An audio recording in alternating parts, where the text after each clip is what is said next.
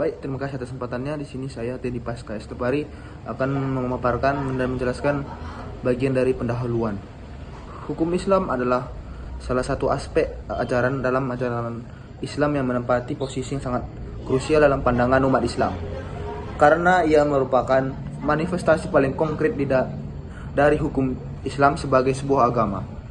Hukum Islam memiliki pengaruh yang sangat signifikan ataupun yang cukup signifikan dalam hukum positif Indonesia, terutama dalam beberapa bidang hukum. Pejuang Islam syariat yaitu para pejuang yang berusaha memperjuangkan hukum Islam sebagai hukum positif kian hari kian banyak dan semakin gigih.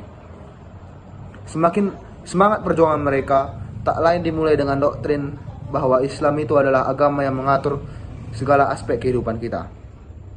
Tak terkecuali dalam perihal berhukum dan bernegara. Hukum Islam diakui sebagai salah satu sumber hukum Indonesia bersama dengan hukum adat dan hukum positif ataupun undang-undang. Beberapa contoh pengaruh hukum Islam dalam hukum positif Indonesia meliputi hukum keluarga seperti perkawinan dan perceraian, hukum ekonomi seperti perbankan, serta hukum pidana. Hukum pidana Islam sesungguhnya diharapkan dapat mewarnai hukum pidana positif bidang kepidanaan di Indonesia. Dikarenakan mayoritas penduduk desa itu mayoritas penduduknya itu menganut agama Islam. Sayangnya, hukum yang bercirikan ketuhanan dan humanis ini belum difahami secara benar dan mendalam oleh masyarakat Indonesia. Namun, sebagian masyarakat awam hukum pidana Islam terlalu kejam dan mengerikan. Pada bidang ekonomi, Islam secara ketat mengatur kegiatan umatnya dalam bermuamalah yang berlandaskan kepada keadilan, tolong-menolong, dan kejujuran. Hukum ekonomi Islam dianggap dapat menjadi sistem alternatif yang dapat memberikan solusi atas permasalahan ekonomi yang ada pada negara kita Indonesia, di mana tujuan syariah Islam dalam bidang perekonomian yaitu untuk menciptakan keadilan dan kesejahteraan dalam berbisnis maupun sistem perekonomian negara kita Republik Indonesia. Namun, yang perlu kita ingat bahwa Indonesia adalah negara dengan keagamaan, agama dan budaya.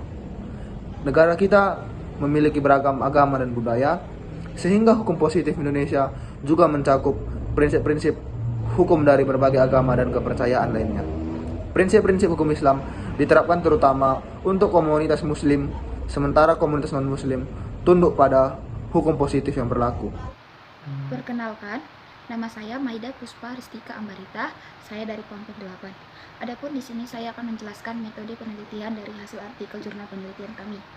Adapun metode penelitian yang digunakan adalah penelitian kualitatif dengan pendekatan deskriptif. Penelitian kualitatif bertujuan untuk mendapatkan pemahaman yang mendalam mengenai masalah-masalah manusia dan sosial, bukan mendeskripsikan bagian permukaan dari sebuah realitas sebagaimana dilakukan penelitian lainnya. Adapun sumber data yang digunakan dalam penelitian ini berupa buku dan jurnal.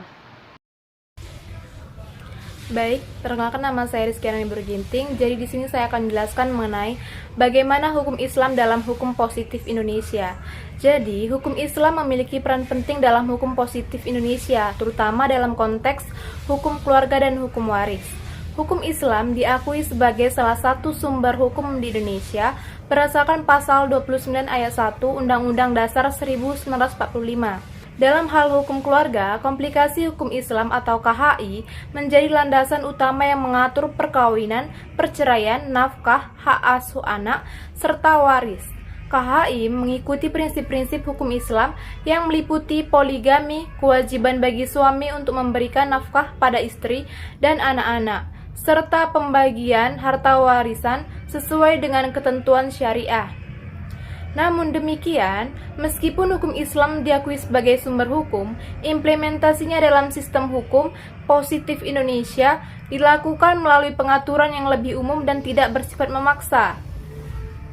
Prinsip kesetaraan gender dan perlindungan hak asasi manusia juga tetap dipertahankan dalam introspeksi dan penerapan hukum Islam. Selain itu, ada juga upaya untuk menggabungkan nilai-nilai universal hukum Islam dengan nilai-nilai Pancasila, yaitu dasar negara Indonesia yang mencakup prinsip-prinsip keadilan, sosial, demokrasi, persatuan, dan keseimbangan dalam menjaga keberagaman agama dan budaya. Penting untuk dicatat bahwa Indonesia merupakan negara dengan mayoritas penduduk yang beragama Islam, namun negara ini juga menghormati keberagaman agama dan menganut prinsip-prinsip negara sekuler. Oleh karena itu, hukum Islam diintegrasikan secara proporsional dalam hukum positif Indonesia dengan menjaga keselarasan antara prinsip-prinsip hukum Islam dan nilai-nilai Pancasila serta hak asasi manusia. Sekian penjelasan dari saya, selanjutnya akan dilanjutkan oleh rekan saya. Terima kasih. Di sini saya Wilda Fezi Jasmine akan membahas mengenai pembahasan kedua, yaitu tentang hukum Islam dalam hukum positif Indonesia. Menurut perhitungan para ulama, ayat-ayat Al-Quran yang membahas mengenai pidana atau jinayat terdapat 30 ayat. Namun di sini kami tidak akan membahas semua yang disampaikan dalam 30 ayat tersebut, melainkan kami akan membahas sebagian yang menjadi pro dan kontra oleh ahli ulama, di mana diantaranya yaitu yang pertama adalah mengenai kesehatan terhadap jiwa, kesehatan terhadap harta, meminum khamar, perampokan, dan yang terakhir yaitu murtad. Sekian, saya kembalikan kepada moderator. Perkenalkan, nama saya Tegar Alfaikal Parapat. Saya akan melanjutkan pembahasan yang telah teman-teman kelompok saya paparkan. Jika kita ingin membahas mengenai hukum Islam dan pengaruhnya dalam hukum positif Indonesia, maka tidak lepas dari ekonomi syariah, yang dimana ekonomi syariah merupakan suatu bagian dari hukum Islam yang juga termasuk dalam hukum positif di Indonesia. Apa sih yang dimaksud dengan ekonomi syariah tersebut? Ekonomi syariah adalah ekonomi yang didasarkan pada wahyu ilahi dan diturunkan dalam rangka kemaslahatan dan kesejahteraan umat manusia. Ekonomi syariah berakar kuat pada norma dan etika Islam yang bersumber dari ketentuan Al-Quran, hadis, dan ijtihad. Ekonomi syariah juga merujuk pada beberapa konsepsi fundamental dalam doktrin Islam. Yang pertama ada konsep tauhid, yang kedua konsep risalah, yang ketiga konsep akhirat, dan yang keempat konsep kesejahteraan ekonomi, yang termasuk dalam kegiatan ekonomi merealisasikan kehidupan yang baik dan berkeadilan. Dapat dipahami bahwa ekonomi syariah adalah usaha atau kegiatan yang dilakukan oleh orang perorangan, kelompok, dan badan usaha yang berbadan hukum ataupun tidak berbadan hukum dalam rangka pemenuhan kebutuhan yang bersifat komersial maupun non komersial. Dalam rangka pemenuhan yang bersifat komersial dan non komersial tersebut sesuai dengan prinsip syariah.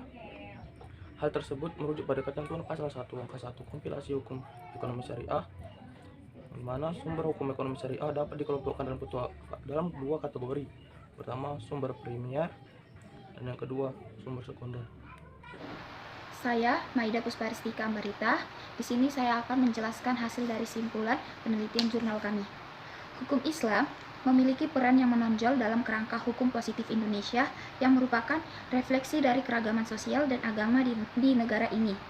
Pengaruh hukum Islam ini tercermin dalam berbagai aspek kehidupan masyarakat Indonesia, terutama dalam hukum perdata dan perkawinan. Hal ini disebabkan oleh jumlah penduduk Muslim yang besar di Indonesia dan pengakuan terhadap kebebasan beragama. Indonesia, sebagai negara dengan populasi Muslim terbesar di dunia, telah menemukan cara untuk mengakomodasi ajaran dan prinsip-prinsip hukum Islam dalam kerangka hukum positif yang bersifat sekuler. Ini tercermin dalam kompilasi hukum Islam atau KHI, yang memberikan pedoman hukum keluarga dan perdata bagi umat Islam di Indonesia. KHI telah membantu menciptakan keseimbangan antara hukum Islam dan hukum positif Indonesia. Sekian dari simpulan kelompok kami. Terima kasih.